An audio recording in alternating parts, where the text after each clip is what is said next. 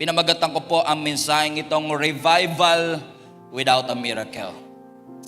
Revival without a miracle. Alam niyo po yung salitang revival na yan has been burning in my heart for the past few weeks. Because naniniwala ako mga kapatid na ang simula ng revival ay yung simula ng pagtugon at pagsunod natin sa ating Panginoon.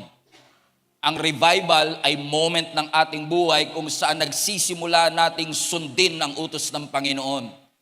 Na humihinto tayo sa delay at sinisimulan nating sundin ang utos ng Diyos. Ito po ang rason kung bakit ang ating Panginoon ay naghanap ng isang propeta na ang pangalan ay Jonah, na pinadala niya po sa isang syudad na ang pangalan ay Nineveh. Now, ang Nineveh po is actually an Assyrian city, present-day Iraq. Ang Nineveh po ay kilala sa pagiging brutal. They torture those enemies na meron sila. They are violent. Kilala sila sa pagiging oppressive. Kilala sila sa cruelty. At kilala rin sila sa cannibalism. Literal nilang kinakain ang kanilang mga kaaway. Kilala po ang Nineveh sa pagiging morally corrupt. At kilala ang Nineveh dahil po sa kanilang rebellion sa ating Panginoon. Pero itong propetang si Jonah na pinadala ng ating Panginoon para warningan ang Nineveh, imbis na sumunod, siya po ay pumunta sa opposite direction. Pinapapunta siya ng Lord sa Nineveh, pero instead na pumunta ng Nineveh, pumunta siya ng Tarshish. Now, para mas maunawaan niyo yung context, ang Tarshish po ay 5 beses na mas malayo kesa sa Nineveh. Kung titignan niyo po yung ancient map, pakita mo nga yung mapa anak, ang pinanggalingan ni Jonah ay galing po siya ng Joppa. Kung siya po ay susunod sa Panginoon, kailangan niya lang mag-travel to the east, 500 miles. Ilang milya po? 500. Roughly around 250 kilometers, parang nagbagyo ka lang. Pero ang sabi ng scripture, imbis na sumunod si Jonah, he bothered himself and instead na mag-travel 500 miles east, he traveled 2,500 miles west to Tarshish. Kung susunod siya, 500 miles lang nakarating na siya. Pero mas pinili niya pang sumuway at mag-travel ng 2,500 miles. Kung ngayon niya yan gagawin na napakataas ng diesel. Alam niyo ibig sabihin, mas magastos paminsang sumuway kesa sumunod. Amen? Kasi kung mas malayo ang ruta, mas mahal ang pamasahe. So nung sumakay siya ng bangka mula sa Joppa, kung susunod siya, gagastos siya. Kasi sumunod ka man o sumuway, gagastos ka eh. Sumunod ka man o sumuway, magsasacrifice ka eh. But ang tanong, which cost are you willing to pay? Are you willing to pay the cost of obedience or the cost of disobedience? And again, to cut the long story short, he traveled 2,500 miles para makarating po siya ng Tarshish. At ang sabi ng Bible, nung nasa gitna siya ng biyahe papunta ng Tarshish, nagpadala ang Panginoon ng bagyo. Ano sabi ng scripture, gumewang-gewang ang kanilang mga bangka because God Himself orchestrated a storm to wake Jonah up. Pero ang sabi ng Bible, lahat po ng mga pasahero ng barko, sinikap nilang tumawag sa kani-kanyang Diyos. And then yung kapitan mismo ng barko, nakikiusap siya, please lang manalangin kayo sa mga Diyos ninyo. At nung nagsaliksik yung kapitan, nung binaba niya yung pinakababang parte ng barko, nakita niya si Jonah na natutulog doon sa ibaba. Kapag talaga sumusuway ka, lagi kang nasa baba. Amen? Ano sabi ng kapitan kay Jonah, gumising ka. Sino ba ang Diyos mo? Tumawag ka sa Diyos mo. To cut the long story short, inamin ni Jonah na kaya siya nandoon kasi sumusuway siya sa Panginoon. Ano sabi niya, itapon niyo ko sa dagat. At hihinto ang bagyo na ito. Sabi ng scripture, ayaw gawin ng kapitan ito pero wala siyang nagawa. Nag-orchestrate siya ng palabunutan at ang nabunot na pangalan, taran, si Jonah. To cut the long story short, tinapon nila si Jonah mula sa kanilang barko papunta sa dagat. Ang sabi ng scripture, pagkatapon ni Jonah doon sa dagat, biglang huminto ang bagyo. Pag talagang sumusunod ka, pati mga kasama sa barko, naliligtas sila. Amen. Because of God's grace. Huminto. Wala sa Bible to, pero sabi ng kapitan, confirm. Siya ang dahilan kung bakit tayo naghihirap. Sabi ng Biblia, nung tinapon si Jonah doon sa dagat, ang Diyos ay nagpadala ng espesyal na isda, goldfish. Just kidding. Nagpadala siya ng isda at kinain si Jonah ng malaking isda. At si Jonah ay nanatili sa loob ng tiyan ng isda 3 araw at 3 gabi. And kung babasahin niyo po ang Jonah chapter 2 and then Jonah chapter 3, makikita niyo po na nung nasa loob ng tiyan ng isda itong si Jonah, he had a moment of realization. He had a moment of repentance. Ano sabi ng Bible, after 3 days and 3 nights, niluwa uli siya ng malaking isda. Guess where? Sa Nineveh. Sumuway ka man o sumunod, sa Nineveh ka pupunta. 2 ang ruta. Gusto mo bang dumiretso na ng Nineveh? O gusto mong tumakbo sa Panginoon at ipakain ka sa isda at iluluwa ka rin sa Nineveh? Either way, kung saan ka pinapadala ng Panginoon, doon ka pa rin talaga dadali ng Panginoon. Ako po ang buhay na patotoo na kahit takbuhan mo ang pagpapastor, ang ending mo, pastor ka pa rin. Amen? Sabi mo sa katabi mo, huwag ka nang tumakbo. You can run away from God, but you cannot outrun our God. Mas mabilis tumakbo ang ating Panginoon. Sabi ng Biblia, pagdating ni Jonah doon sa Nineveh, Verse 1 ng Jonah chapter 3, and then the word of the Lord came to Jonah, highlight this part, a second time. When I was reading this again, I was amazed by our God. Kasi ang Diyos natin is so good and gracious. God did not just save Jonah's life. God wants to use his life again to be a preacher and a prophet, to preach the gospel to the Ninevites. Meaning, nagkamali siya, sumuway siya, pero God did not give up on him. God gave him a second chance. And how many among you are grateful na ang Diyos na pinaglilingkuran natin, nagkamali tayo, nakalimot tayo, but our God is a God of second chance. Na kung si Peter ay binigyan ng second chance, kung si Abraham ay binigyan ng second chance, kung si Moses ay binigyan ng second chance, kung si David binigyan ng second chance, kung si Jacob binigyan ng second chance, at si Thomas binigyan ng second chance, at ang prodigal son ay binigyan ng second chance, naniniwala kong ikaw at ako ay binibigyan ng Panginoon ng second chance, third chance, fourth chance, and infinite chances. Why, mga kapatid? Because your failure doesn't cancel the calling of God in your life. Pwedeng sabihin ng Panginoon, since sumuway ka, hahanap na lang ako ng ibang propeta. Pero hindi humanap ang Panginoon ng ibang propeta. Tinawag niya uli. Hallelujah. Tinawag niya for the second time itong si Jonah. At ang sabi ng Panginoon sa kanya, you will speak again. I will send you again. I will trust you again. I will restore you again. How many of you can relate to Jonah? Sabi mo sa katabi mo, parang ikaw si Jonah. Parang ikaw si Jonah. So God spoke to him the second time. Ano sabi na scripture? Go to the land of Nineveh. Alam niyo, ang Nineveh is one of the largest city in ancient history. Ang sabi po mismo ng mga survey, approximately 120,000 in population. Pero kung titignan mo, yung revival na nangyari sa kanilang city, ang Nineveh ang pinakahuling city na mai-imagine mong pwedeng mangyari ang revival. Because ang Nineveh ay lugar ng mga pagano. Ang Nineveh, violent, brutal, halang ang kanilang mga kaluluwa. But when they heard God's word, something supernatural happened. Kasi ang sabi ng Biblia, people humble themselves before the Lord.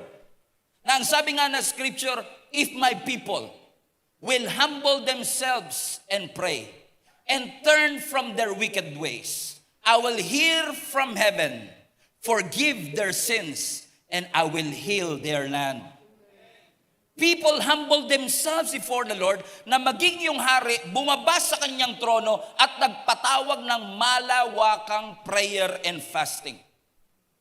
So today I want to show you bakit at paano nangyari na yung isang brutal, halang ang kaluluwang syudad ay nakaranas ng revival. Kasi kung ang Nineveh na cruel, ang Nineveh na masamang bansa, masamang syudad, ay nakaranas ng miracle, it is a reminder for each and every one of us na walang syudad na hindi maaabot ng mercy ng ating Panginoon. So, ano ang naging trigger point para maranasan ng Nineveh ang revival?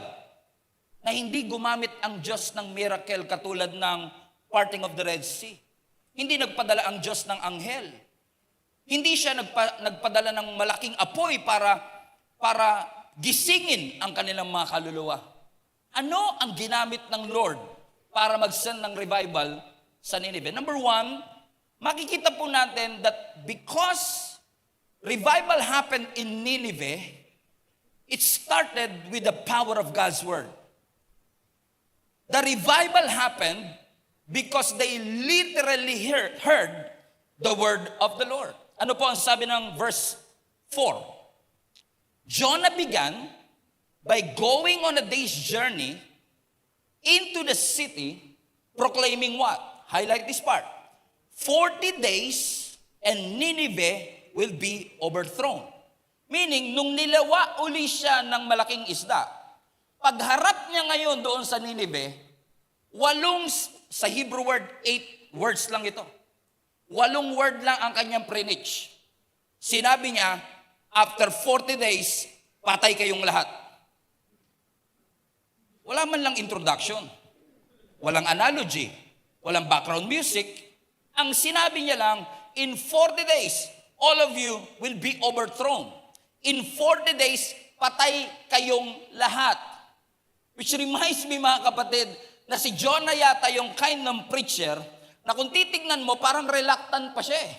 Siya lang yata yung klase ng preacher kasi tayong mga preacher, usually pag nagpipreach tayo, gusto natin magbago yung mga taong nakikinig. Pag nagpipreach tayo, gusto natin magbago sila ng kanilang gawin. Pero si Jonah, parang yung dating magbago kayo. Pero kung ayaw nyo, okay lang.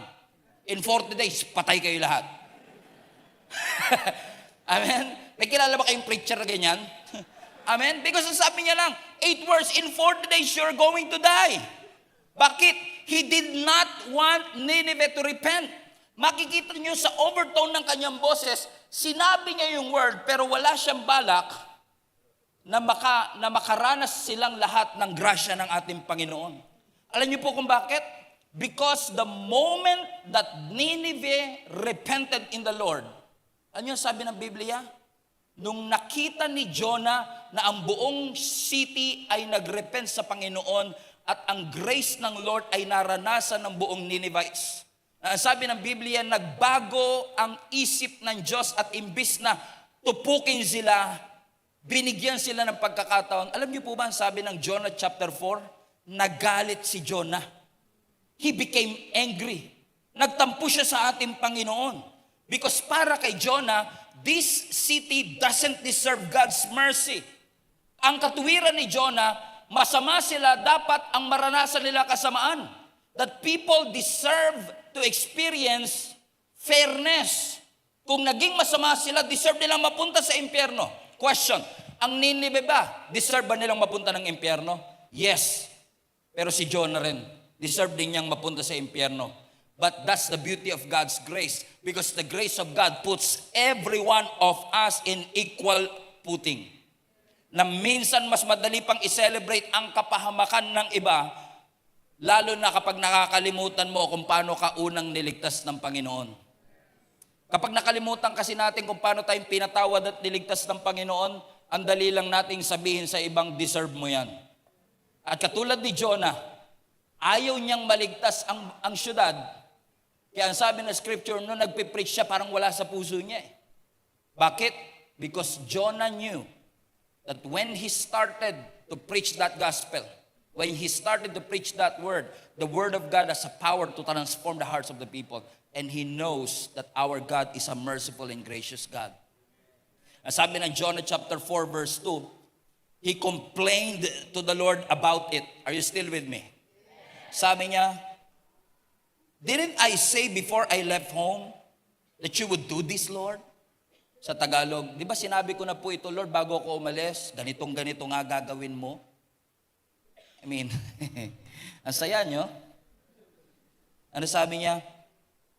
That is why I ran away to Tarshish, because I knew that you are a merciful and compassionate God. Alam ko you are slow to get angry and filled with unfailing love. Alam ko you are eager to turn back from destroying people. Ano ang sinasabi ni Jonah? Ang sinasabi niya, kaya ako tumakbo, kaya ako pumunta ng Tarshish because alam ko papatawarin mo sila. Ibig sabihin, ang gusto ni Jonah, judgment at hindi revival. Buti pa yung puso ng Diyos nagbago, pero yung puso ni Jonah nanatiling matigas. Even to the point na nung nagpipreach siya, sabi niya, 40 days lang. Patay kayo lahat. Walang altar call. Walang worship team na tumugtog. Walang background music. Walang analogy. Walang emotional storytelling. But it was not the delivery of Jonah.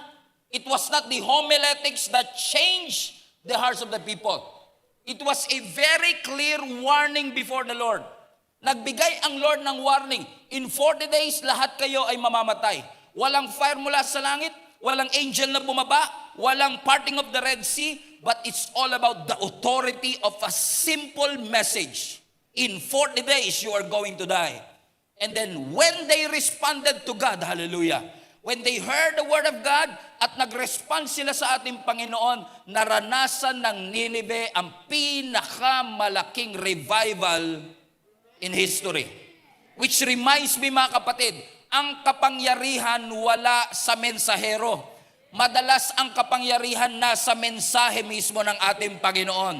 Na nabagbag ang puso ng Diyos, nabago ang isip ng Diyos, hindi dahil passionate ang nagsasalita, nabago ang puso ng mga Ninevites dahil makapangyarihan ang salita ng ating Panginoon. Which is a good news for every preacher out there. You don't have to be impressive. You don't have to be creative. But you have to preach the gospel of Jesus Christ because the gospel will break a hard heart.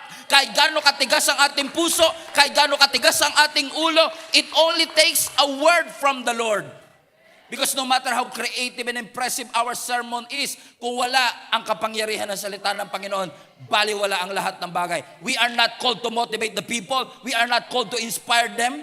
We are not called to inform them. But we are called by God to preach the gospel because the gospel of Jesus Christ will bring transformation to each and every heart. Because the word of God is powerful. Everybody say powerful. Ano ang sabi ng Hebrews chapter 4 verse 12? The word of God is alive and active. Alive and active, hindi dead and passive. That because the word of God is alive and passive, the word of God is sharper. Highlight that part. Sharper than any double-edged sword. Next verse. Nasabi ng scripture that it penetrates even to the dividing of soul and spirit, joints and marrow, and it judges the thoughts and attitudes of the heart. I love it. Sabi ng Biblia, mismo, ang Biblia is alive and active, and it is sharper. Ano po ba ibig sabihin ng sharper sa Greek? The Word of God is able to penetrate with precision. With precision. I've been preaching for more than 20 years already. And I'm always amazed by how the Lord uses a simple message, divided into thousands of different ways, na kahit parang feeling ko, hindi ko nasabi, ganun yung dumating sa Kanya. And I've seen this and I've heard this countless of times. Lalapit sa akin, Pastor, marami po salamat. Alam niyo po ba, isang salita lang yun, narinig ko po nung sinabi niyo yun. Kinausap talaga ako ng Panginoon. Tapos ako naman, sinabi ko ba yun? Pero minsan kahit hindi ko sinabi, parang ganun yung pagkakasabi ng ating Panginoon. Because alam na alam ng Biblia kung anong pangangailangan natin. Parang sharper, ibig sabihin, able to penetrate exactly what you need. That's the difference between, alam niyo sa doktor yung scalpel, tsaka ng martilyo. I mean, kung simple operation lang, gagamitan ka pa ng martilyo, di ba? Baka mamaya ito lang dapat itong buto lang na to, madamay pa yung iba eh. Pero ang scalpel, simpleng-simple pero precise. Alam ng scalpel kung saan ka guguhitan, kung saan ikakat yung laman mo. Ganon din ang Word of God. Alam na alam ng ating Panginoon na kahit ang topic minsan is about tithes and offering, minsan pag tinanong mo, ano natutunan mo, napakabuti ng Lord. Nabasa niyo na ang Diyos natin mapagkakatiwalaan talaga. Faithful talaga ang ating Panginoon. Teka lang, generosity ang topic natin. Fasting ang topic natin. Parang ang layo yata no? Because the Word of God has the power. It is sharper than any two-edged sword that He knows exactly what you need. He knows exactly what you need. Sino rito makakapag-testify mga kapatid na minsan pumupunta ka rito, pero parang pakiramdam mo ikaw kinakausap ng Diyos. And I've heard this so many times, Pastor, parang ako kausap mo, parang ako kausap mo, parang ako kausap mo. Lagi ko lang sinasabi, ikaw talaga kausap ni Lord. Kaya sabihin mo sa katabi mo, huwag ka nang magturo, ikaw ang topic ni Lord today. Amen? It cuts exactly where you want it. Simple, but surgical.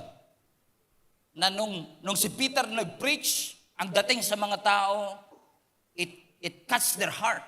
Kasi the Word of God cuts and breaks na tumitimo, tumutusok sa ating mga puso. That even the wicked king, King Josiah, he repented when he heard the word of the Lord. Why?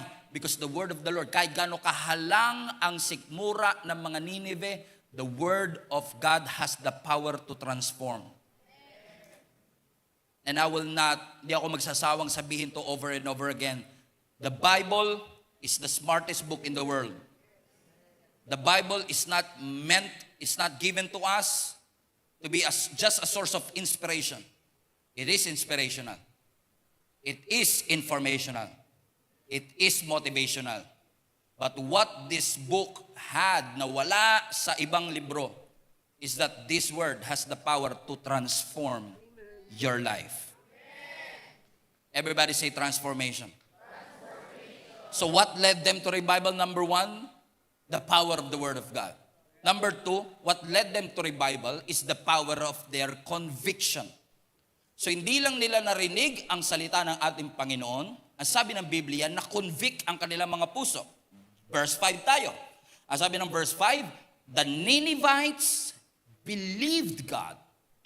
Na dahil naniwala sila sa Panginoon, nag-fasting sila. Nagproklama ang hari ng fasting. Na ang sabi, all of them, mayaman o mahirap, matanda o bata, pati hayop included. Sabi mo sa katabi mo, wala kang takas. Pati hayop kasama. Ang sabi ng Biblia, nagdeklara, wala akong ibig sabihin kayo lang nagbigay ng kahulugan. Okay, ang sabi ng Biblia, pinatawag ng hari ang lahat at sabi niya, magpa-fasting tayo. Why? Because, ang sabi ng Biblia, they believe God. Highlight that part. And it's interesting to me na kami mga preacher minsan, we need 50 minutes to preach a sermon. Pero minsan wala pang repentance after. Pero si Jonah, 8 words lang, and it brought the entire city to repentance. Bakit? Hindi lang nila narinig yung mensahe, pinaniwalaan nila yung mensahe. They believed the Word of God, and because they believed the Word of God, nagbigay ito ng conviction sa kanilang puso. Look at the verse again. Hindi po sinabi ng scripture, the Ninevites believed Jonah. Hindi sinabi ng scripture na naniwala sila kay Jonah. Ang sabi ng scripture, naniwala sila kanino po? Sa ating Panginoon. Na na-amaze nga ako, parang mas mabilis pa yung pagre-repent ng Ninevites kaysa nung sumunod si Jonah. Pero that moment nung narinig nila, 40 days lang, patay kayong lahat. They recognize the truth of God's word. And yes, yung preacher ang nagsalita, pero yung word of God ang nagbigay ng conviction sa kanilang puso. That's why naniniwala po ako na ang conviction ay hindi emotional manipulation. When we say na-convict ako, hindi ibig sabihin you are emotionally manipulated.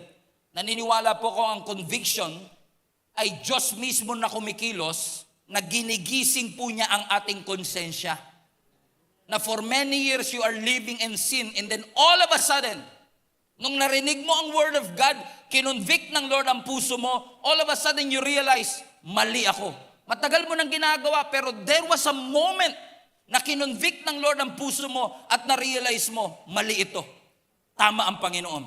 That is the conviction. At minsan, pag kinukonvict tayo ng ating Panginoon, parang naiirita ka. Parang paulit-ulit si Lord. May mga pagkakataon bang ganun sa inyo? Pagbukas mo ng Bible ng umaga, sabi ng Lord, magsisi ka na, mahalin mo ang kaaway mo. Baka para sa iba to. Pagsakay mo ng jeep, nakita mo sa placard, love your enemy. Para sa kanila to. Because sometimes, kapag yung salita para sa atin, we keep on ignoring it. Amen? But the moment that the word of God is being preached and your heart is being convicted, marirealize mo, matagal ko na itong ginagawa. Pero I just realized today, I am wrong. Mali ako. Matagal nang ginagawa ng Ninevites, pero that moment, simple 8-word preaching, ang sabi ng scripture, nagrepent silang lahat. Na minsan, naiinis tayo sa Panginoon kasi paulit-ulit. Mga young people, madalas sabihin sa akin yan eh. Sinasabi nila, nanay ko, paulit-ulit. May mga nanay ba kayong paulit-ulit? Taas nga po lahat ng mga nanay nila paulit-ulit. Ayaw nyo taas kamay nyo. Katabi ko nanay ko, Pastor, mapahamak pa ako dito eh. Gusto nyo bang mapauwi ako nang wala sa oras? Amen? Madalas ako sabihin ng ganyan. Sabihin nila, lalo yung mga young people, sabihin nila, Tay, yung nanay ko paulit-ulit. Naririndi na nga ako kasi paulit-ulit. Sabi ko naman, alam mo, yung nanay mo, kaya paulit-ulit, kasi nung unang sinabi niya, hindi mo sinunod. Kasi kung sinunod mo agad yung sinabi niya, hindi niya nauulitin yun. Amen? Hindi mo pwedeng, nakutusan pa yung anak ko, nakita ko. Sabi niya, makinig ka daw. Nakita ko eh, pero hindi ko napapangalanan kung sino. Pero alam niyo yung parang smoke alarm, yung smoke alarm, di ba? Yung smoke alarm, pag nag-alarm yan, kaya nga smoke alarm, pag nakadetect yan ng smoke, tutunog yan, maingay, nakakairita. Pero hindi mo siya pwede sabihin, tumahimik ka nga. Ang ingay mo eh. Pero kaya siya nag-iingay kasi may usok. Kung walang usok, walang ingay. Kung walang kasalanan, walang conviction. Hindi kasalanan ng smoke alarm na nag-a-alarm siya, trabaho niya yun. Kasi ang trabaho ng smoke alarm, umingay siya, maging uncomfortable para sa safety natin. Hindi niya yung ginagawa para i-distract ka. Ginagawa yon para maging safe ka. Naniniwala ko ganyan din ang salita ng Panginoon. Sometimes pag binabasa mo siya, parang paulit-ulit siya sa iyo. And I've heard this, minsan, Pastor, gusto na namin itama kasi paulit-ulit, nakukonvict na po ako. I believe that is the Lord. Convicting your heart. Paulit-ulit. Parang annoying from time to time. Pero yun na ang salita ng Panginoon na kinukonvict tayo. Kasi ang conviction ng Panginoon, hindi pinaparamdam ng Lord sa atin yan para wasakin tayo ng Panginoon, not to break us. In fact, ang revival hindi nagsisimula sa pagbabago ng ugali. Nagsisimula ang revival sa conviction ng puso. Nagbabago ang ugali kapag na-convict muna ang kanilang puso. And because their hearts were convicted, they believe in the Word of God. Ang sabi ng Biblia, ang buong Nineveh ay nakaranas ng citywide transformation. Hindi katulad ng Israelites, may Red Sea sila. Hindi katulad ng Israelites, may water from the rock. Hindi katulad ng Israelites, may manna from heaven na pinakain sila for 40 years. Hindi katulad ng Israelites na merong pillar of fire by day, o pillar of fire by night, and pillar of cloud by day. Sila, walang spectacular event. Just a simple word. 40 days, and you will be overthrown. And the king himself commanded everyone, let's fast, because they believe that judgment is real. Amen? Na-convict ang kanilang puso, na-awaken ang kanilang mga puso. Hindi man sila nakaranas ng matitinding miracle. Wala mang signs na nakita. Because sometimes the greatest miracle is not a supernatural event. Minsan ang pinakamalaking revival, yung nagbago ang ating puso.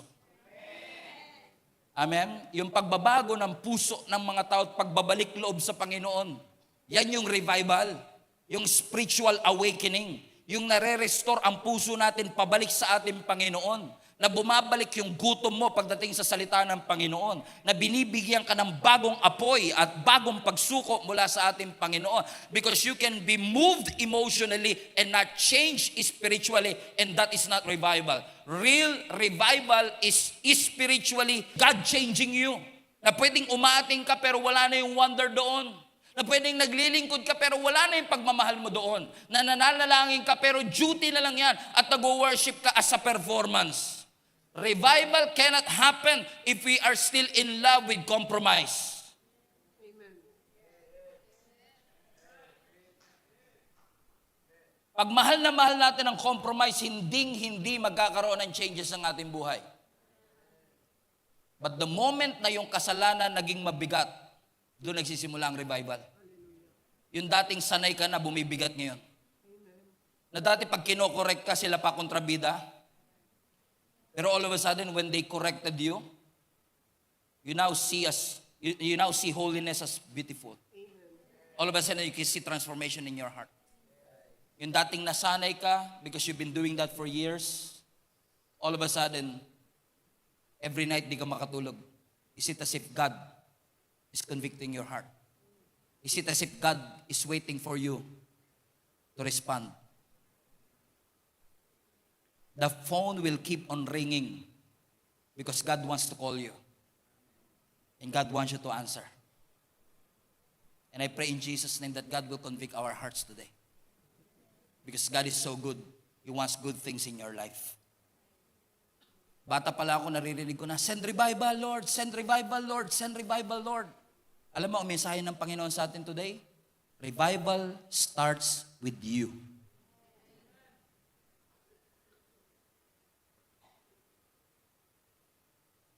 Sabi ng Bible, 40 days, patay kayo lahat.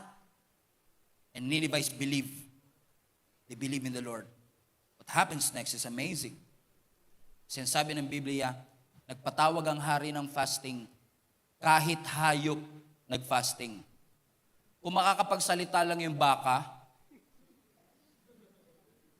sasabihin ng baka, kayo may kasalanan, damay ako.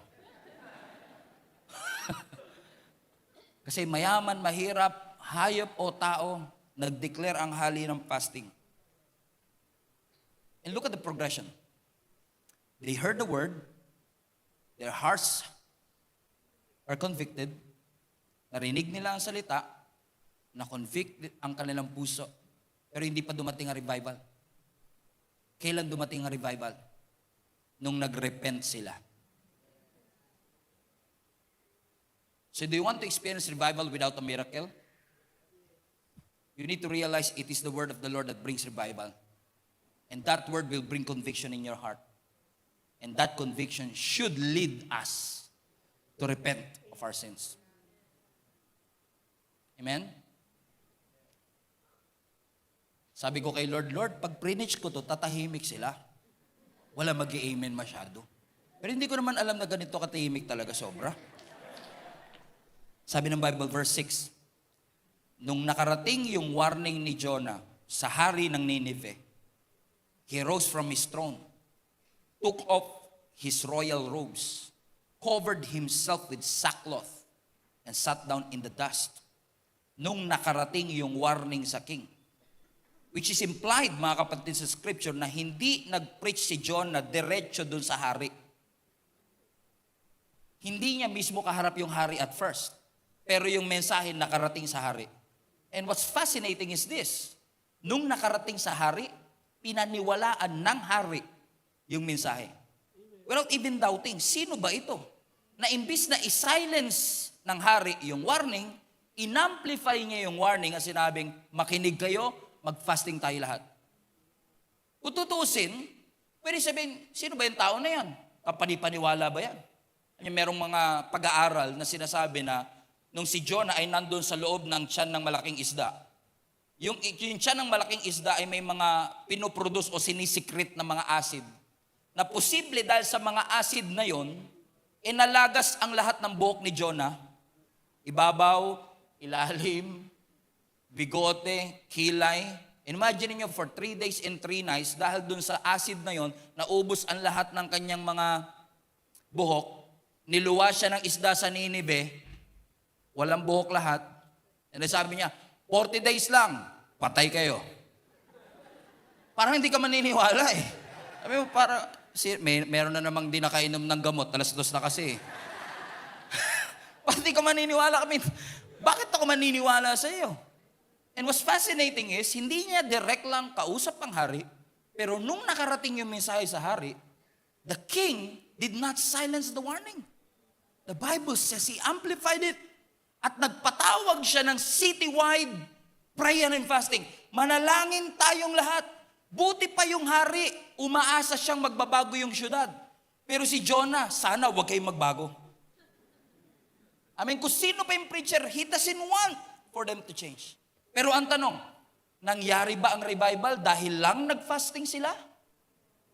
No, it's a start. But revival did not happen because they fasted. Let's read the scripture. Verse 10. When God saw what they did, ano ba ginawa nila? Nag-fasting. When God saw what they did, and, come on now, and how, highlight this part, and how they turned from evil ways. So na-convict ako, nag-fasting ako, tapos na ba? No. Ang tunay na revival nangyari nung tumalikod sila. Repent. Amen. Alam nyo, ang Greek word ng repentance is actually metanoia. Meta-naus. Ibig sabihin, meta, change. Noia, mind, change of mind.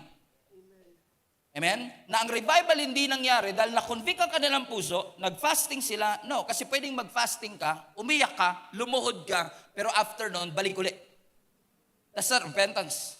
Repentance is a change of mind. In fact, yung salitang repent, everybody say, repent. Repent. Re, ibig sabihin turn. Turn. Yung parang penthouse. Penthouse, nasa ibabaw. So when you say repent, you are turning upwards. Bumabalik ang tingin mo paakyat. So pwedeng tinaas ko ang kamay ko, umiyak ako, lumuhod ako, pero hindi ko binalik yung tingin ko pataas, hindi ako nag-repent. Ang tunay na repentance is turning back from the Lord.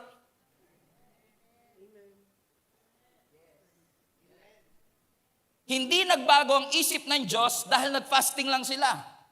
Kakaawa naman yung baka, walang kinalaman, nag-fasting pa. Sige, ligtas na natin sila. Hindi, ang sabi ng scripture, and how? Balik mo anak. Yes, nakita ng Lord ang kanilang ginawa, but nakita din ng Panginoon kung paano sila nagbalik loob sa Panginoon. Nakita ng Panginoon hindi yung emosyon nila. Nakita ng Panginoon hindi lang po yung fasting nila. Hindi lang po yung heart cry nila. Nakita ng Panginoon kung paano silang nagbalik loob sa Diyos. Because that's what repentance is all about. Repentance is not just feeling sorrow for your sin. Repentance is not just feeling bad for what you've done. Repentance is not regret. Repentance is not guilt. Repentance is not shame. Repentance is a change of direction. Repentance is turning back to God. You are turning away from sin and turning to God. That's why the runaway prophet brought massive revival, not because they fasted. Kasi ang tunay na repentance is turning your face back to the Lord. Pwedeng habang tumatakbo ka at naglilingkod, Lord, sorry po, patawarin niyo po ako, but you continue doing sin. That's not repentance. Ang tunay na repentance, Lord, sorry po, I will turn back to you. Kasi kung alam mo mahuhulog ka na sa bangin, ikaw nagdadrive, walang pakialaman sa sakyan sa'yo kahit anong takot mo. natatakot ako, malalaglag tayo, Pero hanggat hindi mo pinipihit yung manibela, hindi maliligtas ang iyong buhay. Hanggat hindi mo pinipihit yung manibela, hindi magbabago ang direksyon ng iyong buhay. That's true repentance, my friends. That's true repentance. Na ipihit natin, baguhin natin ang thinking natin. Kaya hindi lahat ng umiiyak nagre-repent. Nineveh did not just felt that remorse. They changed their behaviors. Just like when Apostle Paul preached to the Pharisees. Yung mga Pharisees na nagpa-crucify kay Jesus Christ. Ang sabi ni Apostle Paul sa kanila, everybody read this. Friends, Acts 3. I realize that what you and your leaders did to Jesus was done in ignorance. Meaning, alam ko, wala kayong kamalay-malay na Son of God ang pinapako nyo sa krus. Verse 18, but God was fulfilling what all the prophets have foretold about the Messiah, that He must suffer these things. 19, now, repent of your sins. Everybody read. Kahit sugatan na, and turn to God, so that your sins may be wiped away. Ang repentance na papatunayan, hindi pag bumagsak ang luha. Ang repentance na papatunayan, pag pinihit mo ang iyong buhay.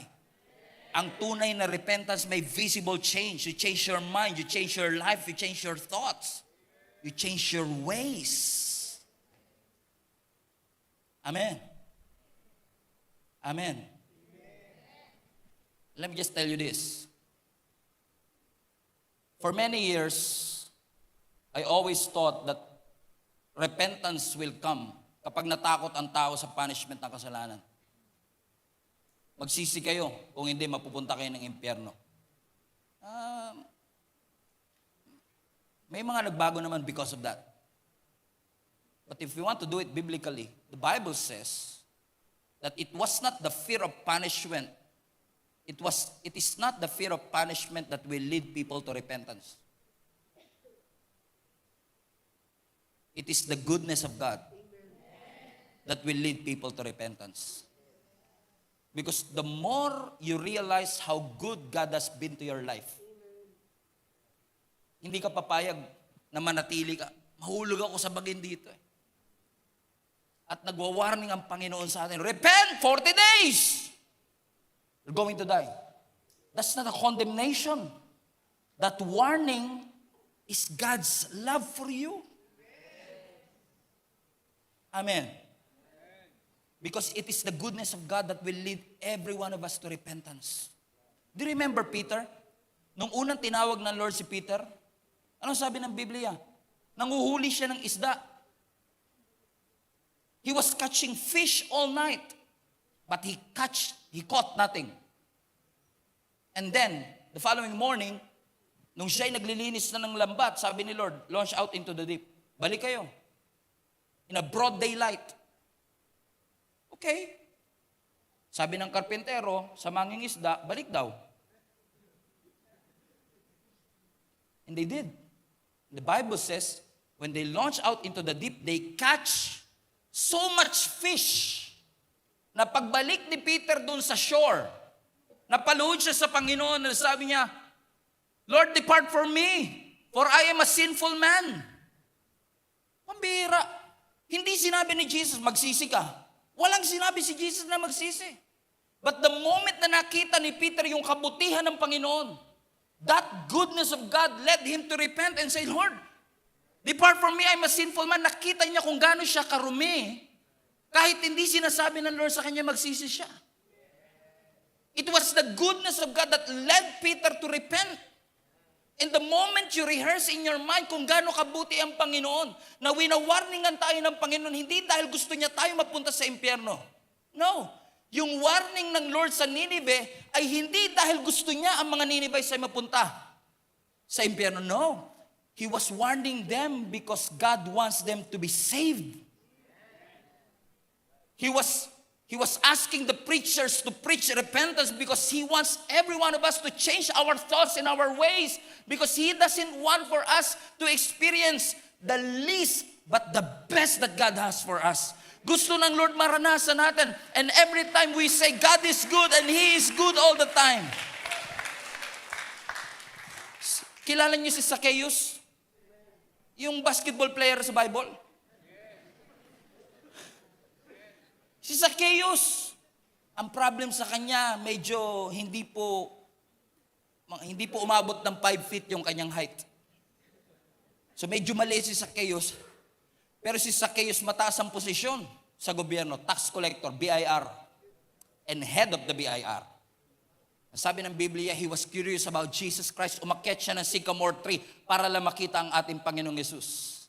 Na yung dating laging nakatingala, ngayon, tiningala ni Jesus. Sabi niya, lika, pupunta ako sa bahay mo. Sabi ng Biblia, takang-taka mga tao, kasi bakit si Jesus kakain kasama ang makasalanan? Bakit kakain si Jesus kasama ang traidor? Dapat ang kasama ni Jesus yung mga holy people, mga righteous people. Pero bakit kasama ni Jesus yung mga makasalanan? Nasabi ng Biblia, doon mismo sa bahay ni Zacchaeus, out of nowhere. Come on. Out of nowhere. Just because Zacchaeus experienced God's acceptance na habang lahat dinidespise siya, habang lahat nandidiri sa kanya, si Jesus ang sabi niya, I want to come to your house. When he experienced God's acceptance, ang sabi ni Zacchaeus mismo, Jesus, lahat ng kalahati ng yaman ko ibibigay ko sa mga mahihirap. At kung meron man akong nadaya, ibabalik ko 4 times. Never sinabi ni Jesus na gawin niya yun. Hindi sinabi ni Jesus, balik mo lahat. Pero ano sabi ng scripture? It was the goodness of Jesus Christ that brought Zacchaeus to repent and change his ways. Amen? Amen? So don't think for a moment that it was our fear of judgment lang. Kasama yon. Of course, ayaw natin mapunta ng impyerno. But as far as Christianities are concerned, mas excited tayo sa langit kaysa takot tayo sa impyerno. Why? Because heaven is heaven because God is there. And the more you realize how good God has been, sa dami-dami ng pagkakataong pwede kang iwanan ng Diyos, hindi ka iniwan ng Diyos. Sa mga panahong kinalimutan mo siya, hindi ka kinalimutan ng Panginoon. Na nung nagkasala ka, nagkamali ka, pinatawad at tinanggap ka pa rin ng ating Panginoon, marirealize natin, Lord, depart from me. I am a sinful man. I want my life to change. Sabi ng Biblia, yung buong city ng Nineveh ay nagrepent sa ating Panginoon, nagsisi sa ating Panginoon, nagfasting sa ating Panginoon. Verse 10, let's continue reading. When God saw what they did and how they turned from their evil ways, everybody read that next part. He relented. Next, He relented and did not bring on to them the destruction He had threatened. New Living Translation. He changed his mind and did not carry out the destruction. I believe this is one of the most profound revelation of the book of Jonah. Na ang warning ng Diyos is not meant to destroy them. It was meant to save them. Walang miracle na naranasan ng Nineveh. Walang sign from heaven. Walang impressive sermon. Hindi perfect ang preacher. Walang dramatic miracle. And yet, the entire city repented before the Lord. All it takes is one willing messenger and a city that are willing to listen to God and change their ways. I believe God wants to remind each and every one of us today. God wants you to experience revival in your family. You don't have to wait for supernatural things to happen na kailangan may pilay na makalakad, may binging makarinig, may bulag na makakita para masabi natin totoong may revival sa simbahang ito. If somebody is depressed and God brought peace in his heart, that's revival too. A change of heart and a change of transformation is revival too. But allow the goodness of God to lead you to repent. It takes a word, a conviction, and a turn repentance that brought revival to the city of Nineveh. I believe with all my heart na ang 2026 is not just a year of stability. This is also a year where revival will be evident in every person, every member, every leader, every volunteer of our church. Amen. God loves you. He cares for you. Mahal ka ng Panginoon sa gitna ng iyong pagkakasala at pagkakamali. Winawarningan tayo ng Panginoon not because He wants us to go to hell. Winawarningan tayo ng Panginoon because He wants to save us. And God wants us to experience the best. Hindi na natin kailangan pumunta ng langit para maranasan muna yon. While we are still here on earth, God wants us to experience the best that God has for us. Ito na kaya yung araw na sasabihin mong, Lord, mali ako. Mali itong ginagawa ko. Change my heart. Baguhin niyo po ako. Babalik po ako, Panginoon. I will turn back to you. It's not too late to change. It's not too late to be transformed. Pagdating sa transformation, tomorrow might be too late. Hindi po aksidenteng dilala tayo ng Panginoon sa lugar na ito.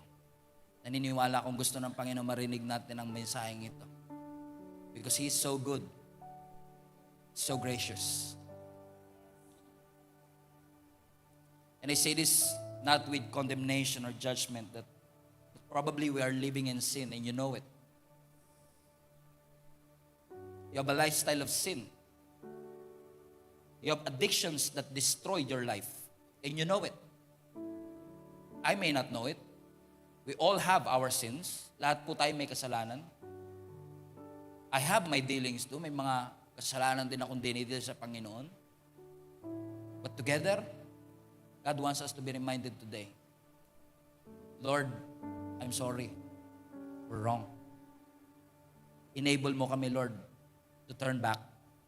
Kasi kung tayo lang, hindi nyo po kayang pagtagumpayan yung addiction na yan. Kung ikaw lang, hindi nyo maaayos yung relationship ninyong mali. Kung kayo lang, hindi natin maiaayos at maa-address yung issues na meron tayo. Allow the goodness of God to embrace you. Allow the goodness and mercy of God to remind you. He wants you saved. He wants you whole. Respond to the Lord. 40 days. Sabi ng scripture, all of them believed God. Sana ngayong araw nito, all of us will believe in the Lord.